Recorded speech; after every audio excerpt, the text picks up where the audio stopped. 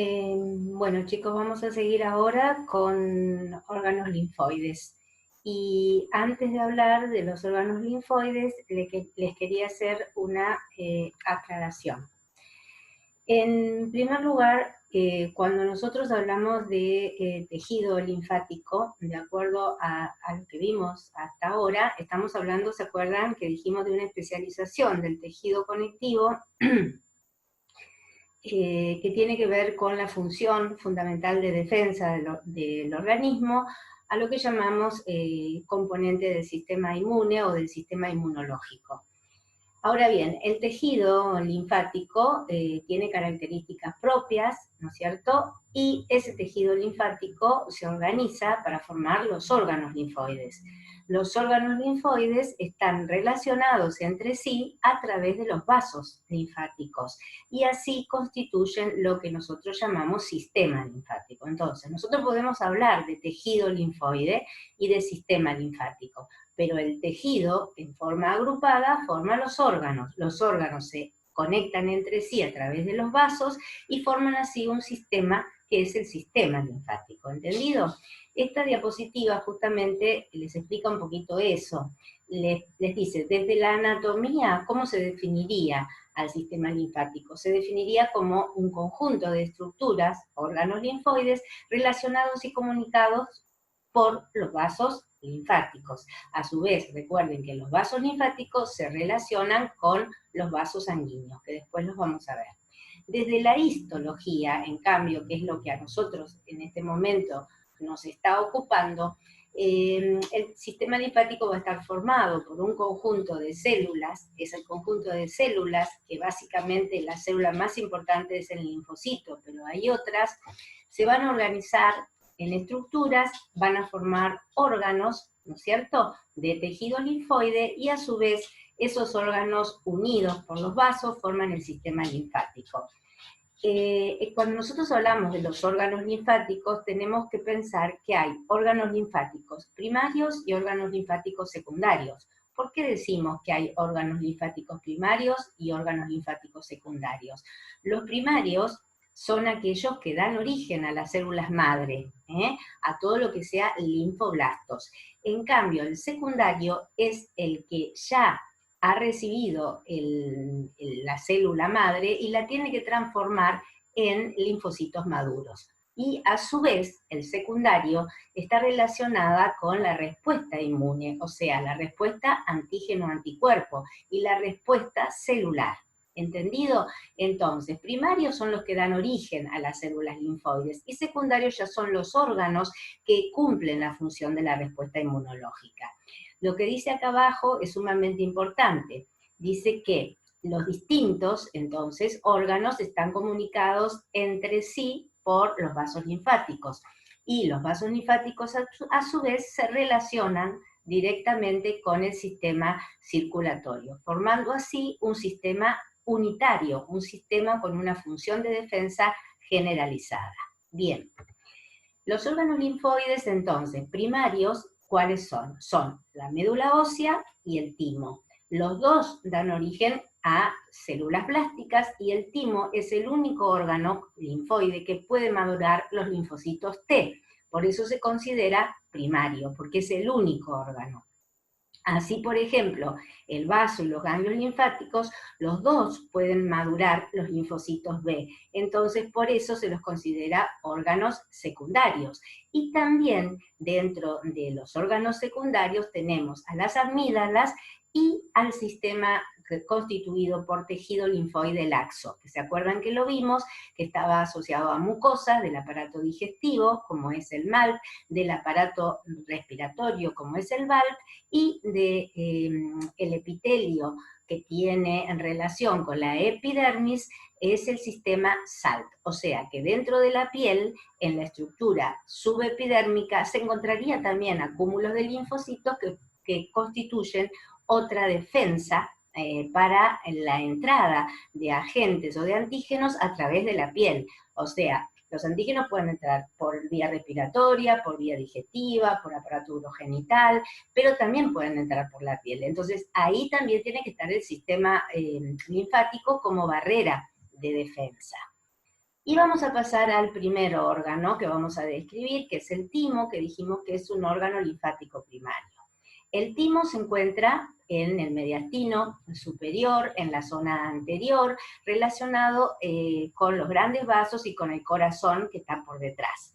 Tiene dos lóbulos independientes y la estructura es una glándula, entonces como toda glándula que va a tener una cápsula de tejido conectivo y el parénquima funcionando va a estar adentro.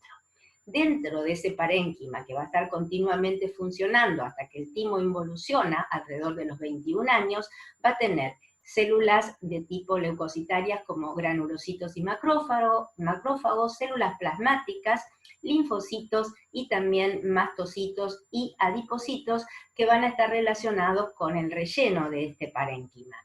Desde la cápsula del timo van a salir tabiques que se dirigen hacia el interior del parénquima y va a dividir al timo en lobulillos muy pequeños. Si nosotros miramos macroscópicamente un timo al corte, ¿qué vamos a encontrar? Vamos a encontrar que tiene una zona cortical y una zona medular. Este es un dibujo muy, elemental, pero bueno, es la estructura que siempre vamos a ver en los órganos linfoides, o sea, una zona basófila, oscura, y una zona más clara. Esas zonas, recuerden que representan a diferentes poblaciones de linfocitos. ¿Qué otra característica tiene el timo? Si seguimos mirando con el microscopio en la zona después de la corteza, o sea, de la cápsula hacia la corteza y hacia la zona medular, nos vamos a encontrar con células, como les dije, reticulares, con macrófagos, con plasmocitos, etcétera, etcétera. Pero ¿por qué nos interesa reconocer las células? Porque va a haber una estructura que va a ser derivada de esta célula, que es la célula retículo epitelial, que son unas estructuras queratinizadas que hacen diagnóstico de timo. Esa estructura queratinizada, formada por las células retículo epiteliales, se llama corpúsculo de Hazard. Entonces, cuando nosotros estamos mirando una microscopía óptica para saber si es timo, tengo que encontrar el corpúsculo de Hazard. Si no encuentro el corpúsculo de Hazard, el diagnóstico va a ser mucho más difícil. ¿Entendido? Bien, recuerden además que estas células reticuloepiteliales rodean las poblaciones linfocitarias, las poblaciones de células dendríticas, las poblaciones de células plasmáticas y también puede haber mastocitos. Bien, acá tenemos una microscopía óptica donde pueden observar las características que acabamos de decir. Y vamos a pasar a describir. En primer lugar, tenemos la cápsula, que está formada por tejido conectivo. Este tejido conectivo va a contener numerosos vasos sanguíneos, puede contener también, obviamente, estructuras linfáticas y algunos filetes nerviosos. Si seguimos hacia el interior, nos vamos a encontrar con estas estructuras lobulillares que van a estar separadas por los tabiques de tejido conectivo, formando los lobulillos del timo. Estos lobulillos van a tener una corteza que es intensamente basófila y una médula que es más clara. ¿Qué otra cosa tenemos que distinguir con este aumento? Que en la población de la zona basófila más oscura vamos a encontrar células de diferentes tamaños y diferentes características. Entonces, la población celular va a tener diferentes estirpes celulares. Y en la zona de la médula vamos a encontrar generalmente la estructura diagnóstica que les dije era el corpúsculo de Hazard. Recuerden que esta estructura, que es el corpúsculo de Hazard, está formado por las células reticuloepiteliales y como su nombre lo indica, al ser una célula epitelial, puede formar una estructura que se llama queratina y entonces esta estructura, que es el corpúsculo de Hazard, tendría como láminas de queratina enrolladas como si fuera una catáfila de cebolla y hace diagnóstico de timo. ¿Entendido? Bien. Fíjense, por ejemplo, que en este lobulillo yo acá no veo el corpúsculo de Hazard, en este de abajo tampoco, y en este pareciera que tampoco, solamente lo veo enfocado en esta zona del lobulillo. ¿Entendido? Por eso hay que buscarlo hasta encontrarlo y entonces uno con seguridad puede decir que esto es timo. Bien, a mayor aumento, la zona del corpúsculo de Hazard, fíjense qué bien que se ve acá, se ven las láminas de queratina A los costados estarían las células reticuloepiteliales con sus prolongaciones que van circundando este corpúsculo de Hassall, y en el intermedio, acá tienen otro corpúsculo de Hassall, acá hay otro en formación más pequeño, vamos a encontrar todas las células que dijimos. Acá están marcadas básicamente los linfocitos, que los linfocitos como los detectamos, porque son células pequeñas con un núcleo muy grande y un citoplasma muy escaso. Donde nosotros dejamos de ver esta característica que les dije y se ve más el citoplasma o se ven los núcleos más alargados, ya no son linfocitos, y en este caso serían células reticuloepiteliales. Recuerden que también pueden encontrar plasmocitos, también pueden encontrar macrófagos, porque es un tejido de defensa, entonces va a tener todas las células que necesito para una respuesta inmunológica. Las funciones del timo entonces va a ser, como les dije, madurar los blastos que vienen de la médula ósea a timocitos maduros. En general, el timo madura solamente los linfocitos T, y esta característica que tiene este linfocito está determinada genéticamente. El linfocito T no va a tener los mismos receptores de superficie que el linfocito B, por eso que ese dato de, digamos, codificación genética para formar los receptores les daría a los linfocitos T características especiales. Entonces, en el comienzo de la multiplicación celular, los linfocitos T van a ser como, controlados. ¿Qué quiero decir con que van a ser controlados? Van a ser seleccionados.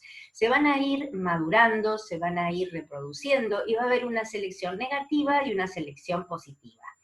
En el caso de haber una selección negativa, las células reticuloepiteliales se van a encargar de inducir a los linfocitos T para que mueran por apoptosis. Y los que quedan van a ser los que van a formar, por selección positiva, los linfocitos T definitivos. Estos linfocitos T, una vez que maduraron, los que quedaron como selección positiva, viajan por los vasos linfáticos y se van a localizar, ¿dónde?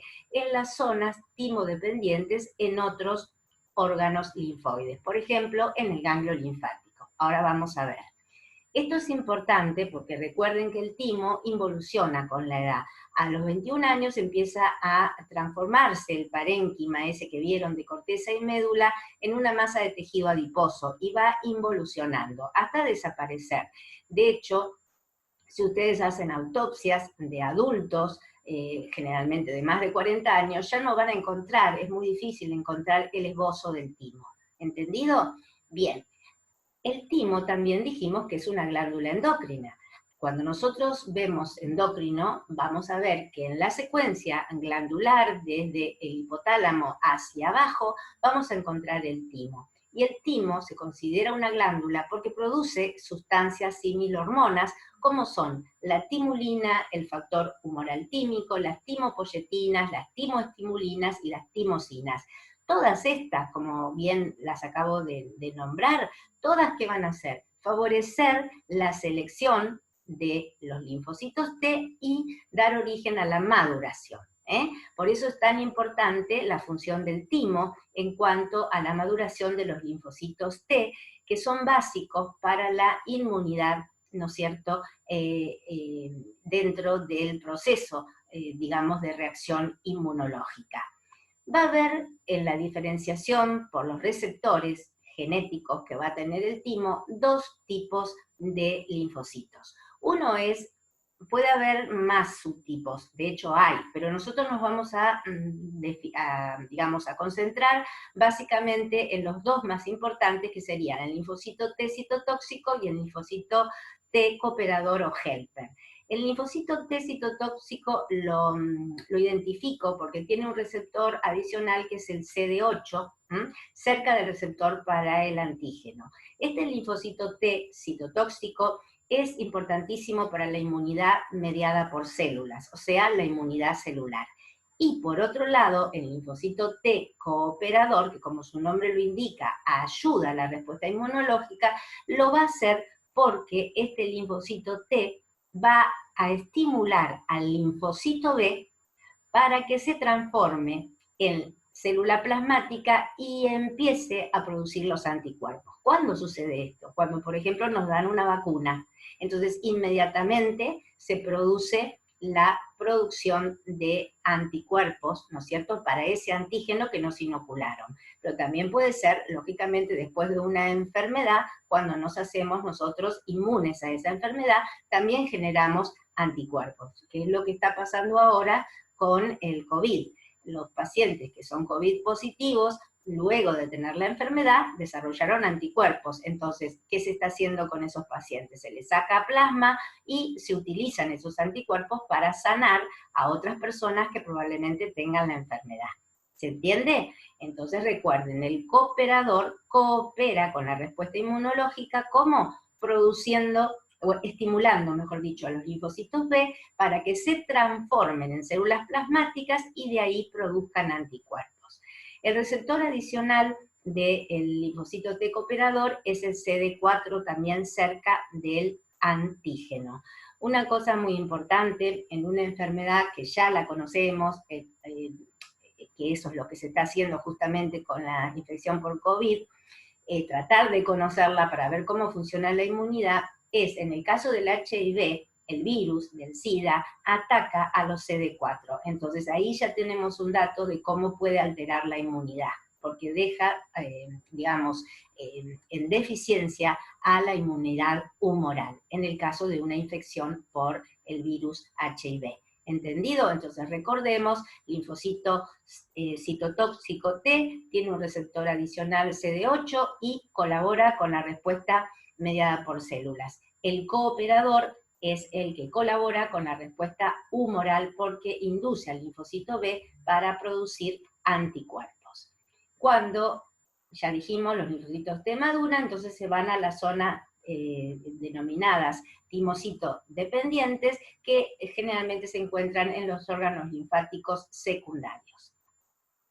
Aparte de los linfocitos T, que vimos dos tipos, el citotóxico y el cooperador, encontramos otras células. Y fíjense, esto es un dibujo, pero es para mostrarles que acá tenemos la cápsula, ¿no es cierto? Acá tenemos los tabiques y acá tendríamos los lobulillos. Fíjense que acá están las células reticuloepiteliales. Estas células reticuloepiteliales, en cuanto a la localización cortical, tienen que ver muchas de ellas con el desarrollo y la maduración de los linfocitos T. Pero también va a haber otras células reticuloepiteliales que se van a encontrar en la médula. Y en la médula vamos a ver más cantidad en general de corpúsculos de Hassall. Aparte de encontrar corpúsculos de Hassall, vamos a encontrar células macrofágicas que colaboran con la respuesta inmunológica y también podemos encontrar células plasmáticas. Una cosa importante para recordar en la embriología es que las células reticulares epiteliales que se encuentran en la corteza son de origen endodérmico y las células reticuloepiteliales que están ubicadas en la médula y en la zona subcapsular son de origen ectodérmico. Bien, eso es un dato que aporta cómo la embriología se relaciona también con la respuesta inmunológica y cómo todo viene de un origen genético, obviamente. Bueno, y ahora vamos a pasar a los ganglios linfáticos. Ya vimos el timo, sabemos que es un órgano linfático primario. Y pasamos a los linfáticos, a los ganglios linfáticos, que estos son órganos linfoides secundarios. Los ganglios linfáticos, ¿dónde se van a ubicar? En el trayecto de los vasos linfáticos. Están distribuidos por todo el cuerpo humano, son numerosísimos y nos van a permitir transportar la linfa desde las zonas más extremas del cuerpo hasta los conductos de drenaje fundamental, que eran el conducto torácico y la gran vena linfática, y desde ahí se integraría la linfa al sistema circulatorio. Recuerden también que los ganglios linfáticos tienen una zona de entrada no solamente del vaso linfático, sino también para arterias y venas, porque necesita estar en contacto con los nutrientes y eliminar desechos. Los vasos que drenan al ganglio linfático tienen válvulas que hacen que esas válvulas permitan pasar la linfa y que la linfa, una vez que está por la zona medular, luego salga por el otro linfático eferente, o sea que habría un linfático aferente que llega al ganglio y un linfático eferente que sale. Por eso tiene válvulas.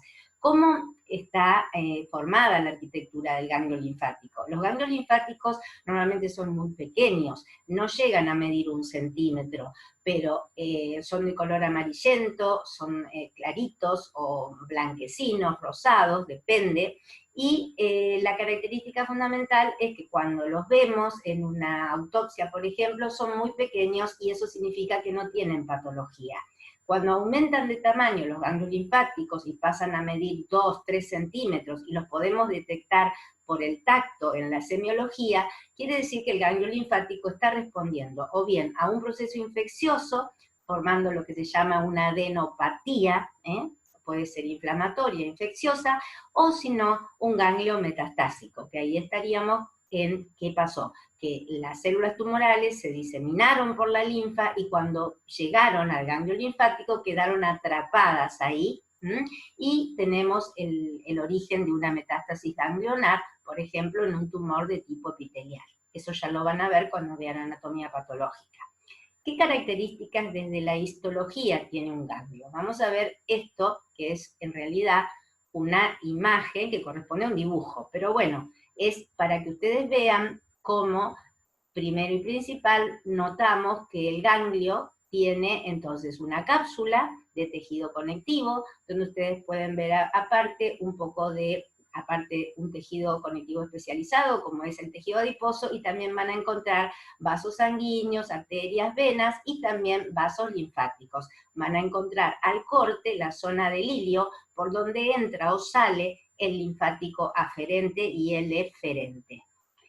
Otra cosa importante que tenemos que describir es que debajo de la cápsula tenemos el seno subcapsular, como dice acá, que es un área muy delgadita que se encuentra entre la cápsula y la definición de la corona o el comienzo del nódulo linfático. Los nódulos linfáticos, recuerden que tienen una zona, acá vamos a buscar uno, por ejemplo tiene una zona basófila bien definida que corresponde a la zona de la corona linfocitaria y una zona medular. Todo esto sería la corteza. Si yo sigo la flecha, me voy a encontrar con todos los nódulos linfoides con sus centros germinativos porque están madurando los linfocitos B. Si me voy hacia la parte media del ganglio, me voy a encontrar con ¿qué cosa? Con la zona medular. Pero antes de pasar a la zona medular, me olvidé de decirles que la cápsula emite también prolongaciones y forma tabiques que van separando esta corteza en segmentos donde dentro de ellos se encuentran, como les dije, los nódulos linfoides. En la zona medular vamos a encontrar que la basofilia intensa que estaba en la corteza no va a estar. Acá va a ser más clara, va a ser como si fuera que ustedes ven menos cantidad de células y pueden verlas mejor. Y en realidad, ¿qué es lo que pasa? Que la mayor población celular sí la van a encontrar en la corteza, porque aparte las células están madurando. Y recuerden también que acá en la zona cortical vamos a encontrar la reserva de los linfocitos T, que después en otro esquema se las voy a mostrar. En la médula, volviendo a la médula, voy a encontrar una estructura muy típica que son los cordones linfáticos. Estos cordones linfáticos son estas estructuras, si ustedes siguen la flecha, estas estructuras más basófilas que se encuentran dentro de la médula. Entonces, toda la zona medular que va a tener los cordones medulares y los senos medulares. Los senos serían las zonas basófilas claras y los cordones son las zonas basófilas oscuras. ¿Entendido? La zona por donde va a pasar generalmente digamos, el contenido del vaso linfático siempre va a ser la zona medular, porque en la zona medular va a ser donde van a estar los linfocitos maduros y si hay que producir una reacción antígeno-anticuerpo van a estar alertas para que se produzca en la zona medular. Luego también pueden producirse las metástasis si es que llega una célula típica al ganglio linfático.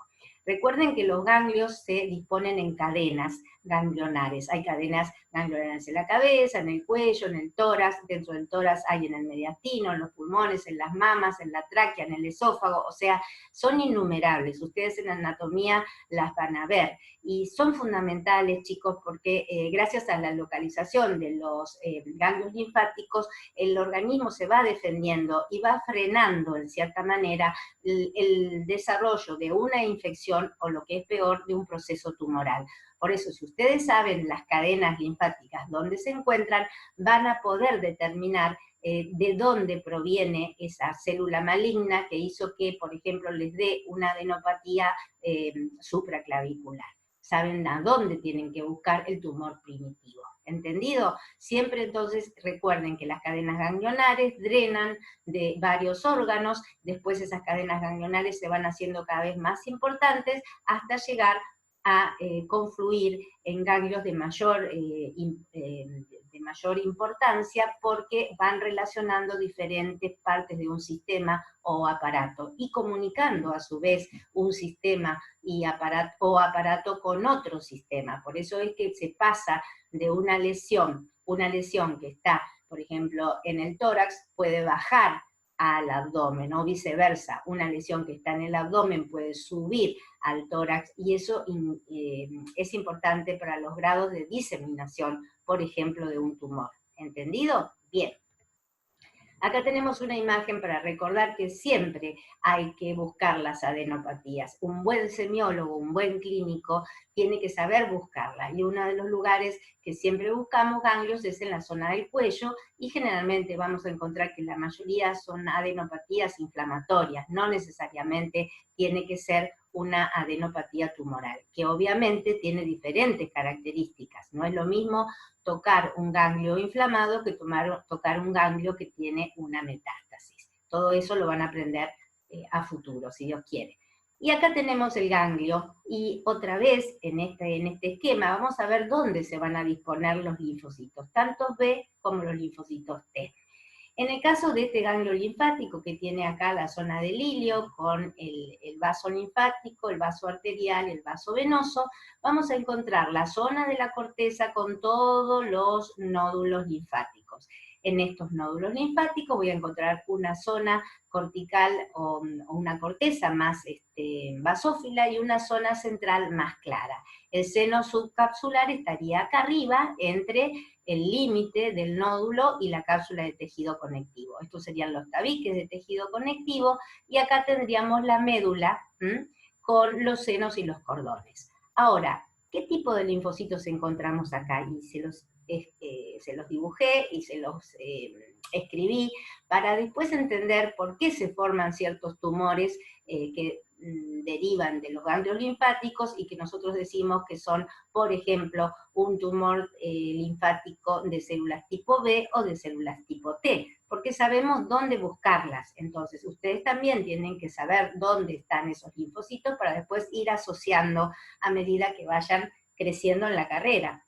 En el caso de los linfocitos B, tienen varias ubicaciones. Fíjense, acá estarían en los nódulos linfoides, en la zona que se llama zona del manto. Esos son linfocitos B. También va a haber linfocitos B en la zona medular, ¿se acuerdan? La reacción inmunológica.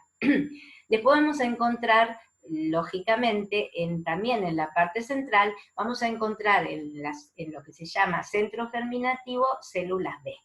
Y también vamos a encontrar células B en el seno medular o en los cordones medulares. Y acá tenemos la zona de reserva para los T, que es la zona paracortical, entre los nódulos linfoides y el tabique. Allí es donde se almacenan los linfocitos T una vez que salieron del timo por selección positiva. ¿Se acuerdan? Bien, entonces este cuadrito es muy importante que lo recuerden. Y como nosotros estamos en un órgano linfoide, también tenemos que recordar que vamos a encontrar blastos, porque acá en el ganglio linfático se produce maduración de linfocitos B. Entonces, para recordar, nosotros sabemos que en la médula ósea, que también es un órgano linfático primario, porque origina las células blásticas principales para después diferenciarse, Recordemos que la célula hemocitopoyética pluripotencial va a dar origen a las dos células que van a dar origen, por un lado a las células de la sangre y por otro lado a las células linfáticas, ¿sí? Esta célula linfática va a dar origen, este blasto, a lo que se llama linfopoiesis. La linfopoiesis, propiamente dicha, tiene esta secuencia.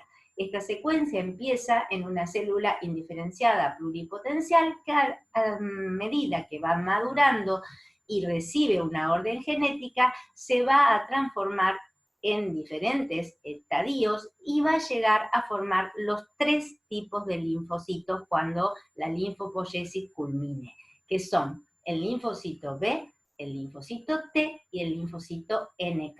Todos se originan del prolinfocito y van a ir a madurar a los diferentes órganos linfoides. ¿Entendido? Entonces, el proceso de maduración de los linfocitos se llama linfopoiesis. Eso es importante que lo recuerden.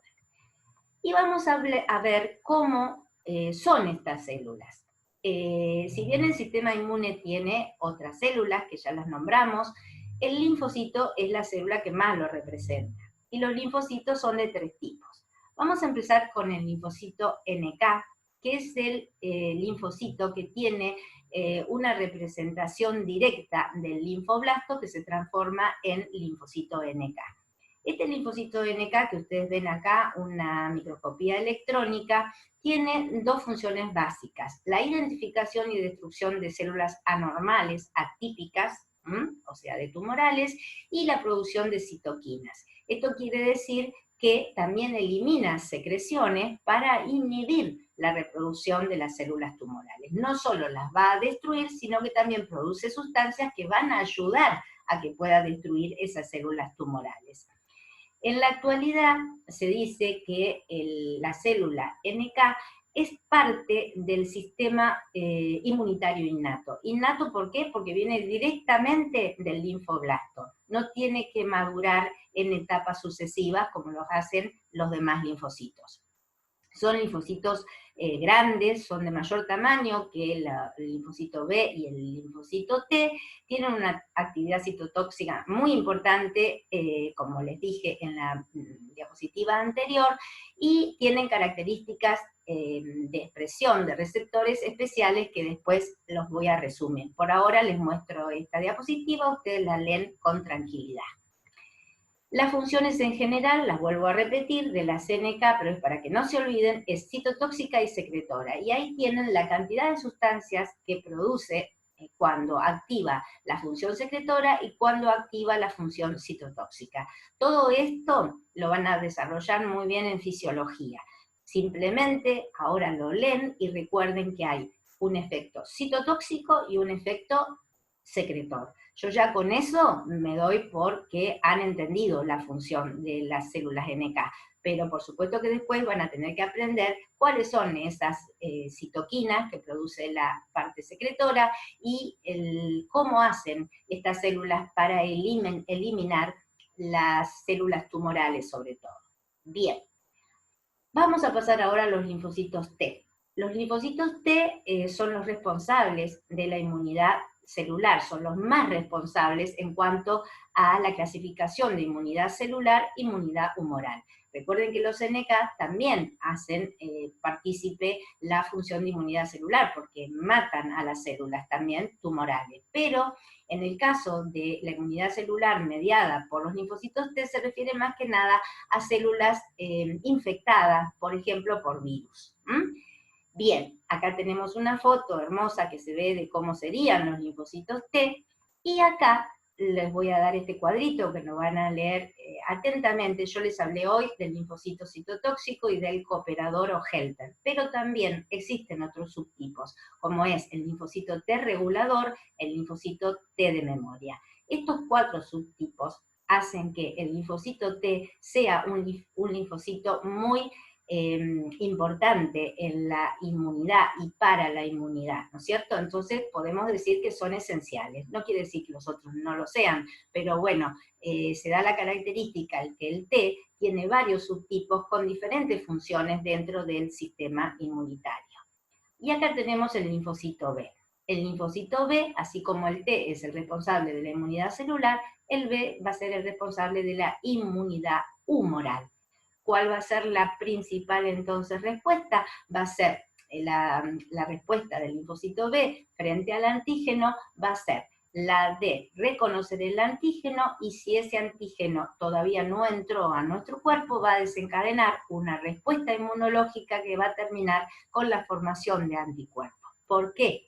Porque el linfocito B, perdón, va, inducido por el linfocito T, va a transformarse en célula plasmática. Y la célula plasmática o plasmocito va a producir, ¿qué cosa? Anticuerpos o inmunoglobulinas. Por eso hablamos de respuesta humoral acá, no de respuesta celular, como es en los T. ¿Entendido? Muy bien. Acá tienen una imagen donde se ven en un frotis de sangre. Ustedes ven acá, todos estos son eritrocitos, ¿no es cierto? Con la forma bicóncava, que por eso se ve más claro en el centro y más oscuro en la periferia.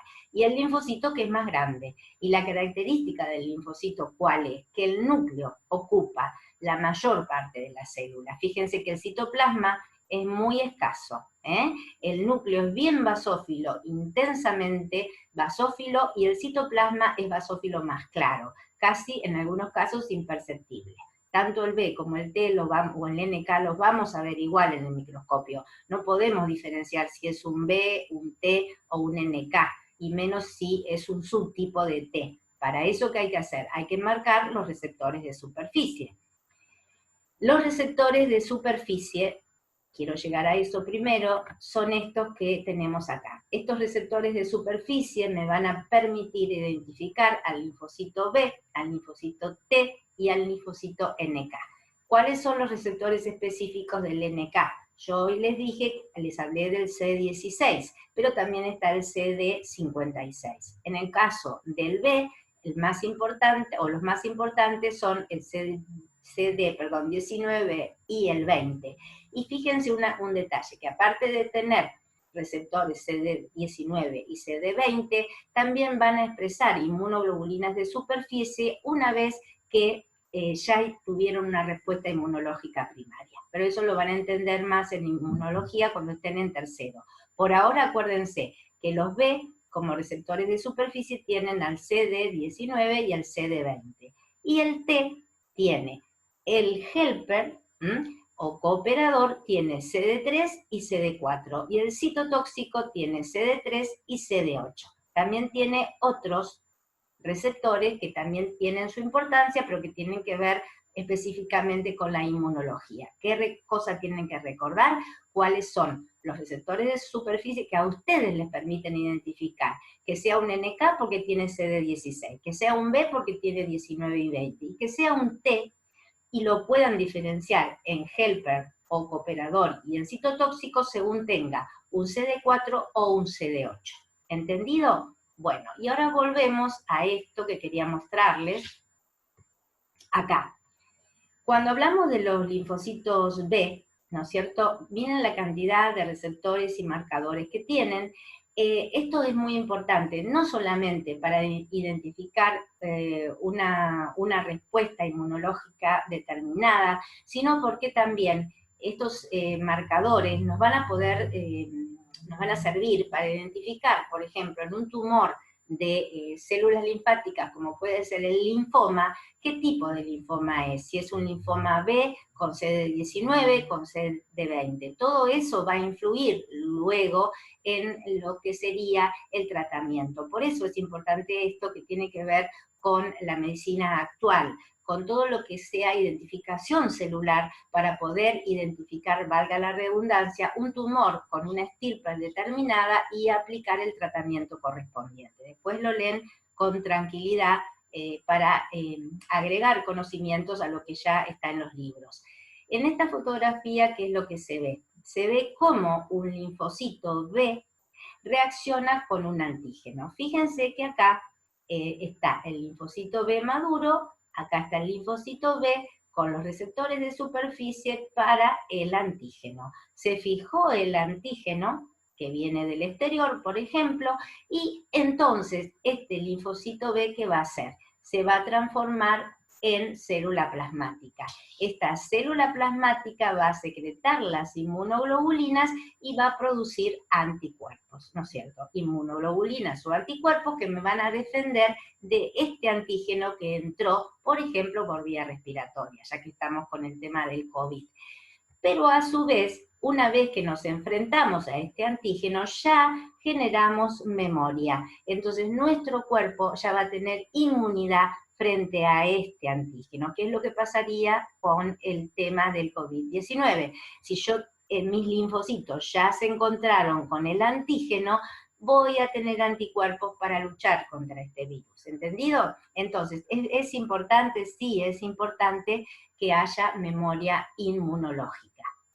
Bien, y acá tenemos en un cuadrito, arriba tienen el macrófago como principal representante, ¿no es cierto?, para eliminar un antígeno. Por ejemplo, acá tenemos el macrófago, vuelvo a mirar la foto, ¿no es cierto?, el macrófago es un granulocito, es un monocito, que lo que va a hacer es unirse al antígeno, acá se ve cómo se une a la membrana, y luego lo destruye.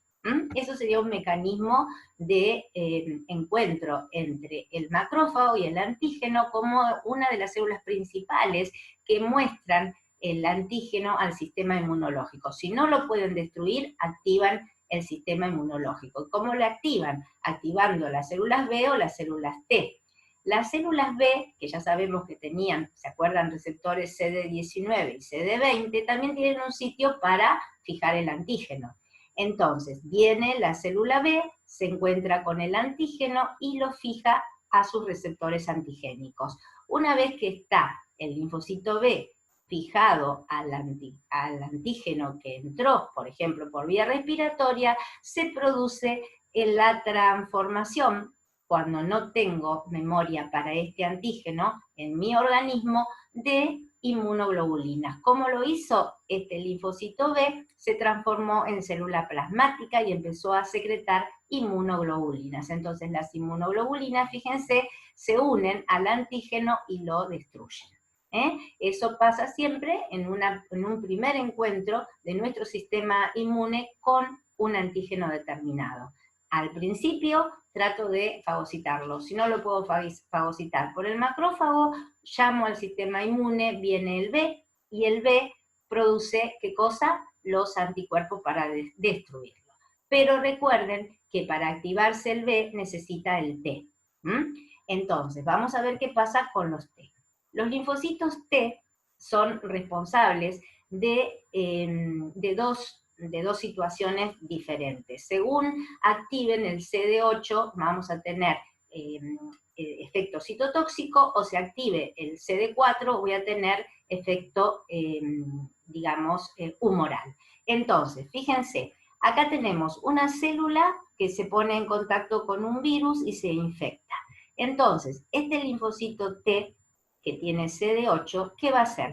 Va a unir estos receptores que tiene de membrana para la célula infectada y directamente va a producir un efecto citotóxico sobre la célula, la va a destruir, la va a matar. Por otro lado, el linfocito T, que es el que tiene receptores CD4, va a tener un mecanismo diferente. ¿Cuál va a ser ese mecanismo? Va a tener primero una célula que le va a presentar el antígeno. Por ejemplo, ¿cuál? El macrófago. El macrófago va a venir y le va a presentar al linfocito T, ¿qué cosa?